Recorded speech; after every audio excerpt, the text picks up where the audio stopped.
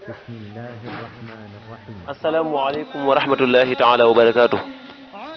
mbokki jullit yi mbokki taalibe yi noo ngi leen nuyu baax leen siyaar nu amoon yéene rek delloo si ak yéen ci naafile yi nga xam ne baaxoo nañu ko ànd ak yéen ci weeru ramadaan wi ñu koy woowee naafile yi sëriñ Souhaïbou. defoon nañ guddi gu njëkk ga, defoon guddi ñaareel ga, guddi ñetteel ga, tey nag ñu war a ñëw ci guddi ñeenteel gi.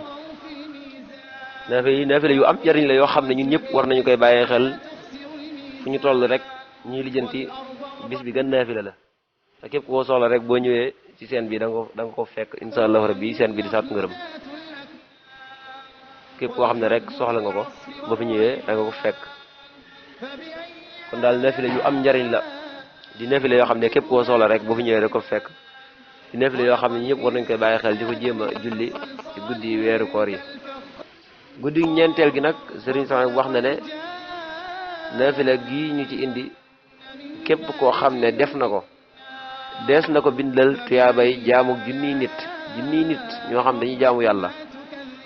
tuyaaba ju toll ne seen jaamu googa des na ko bindal ci julli gi ci guddi ñeenteel gi te des na ko jéggal ay bàkkaaram yépp bala moo jóge fa mu doon jullee julli gi des na ko fa jéggale ay bàkkaaram yépp. naafile gu am njariñ la. kon nu muy demee julli gi nag ñeenti rakan lay doon, ñeenti rakan bu ne fatiha ak qul ya ayyuhal kaafiruuna ñetti yoon.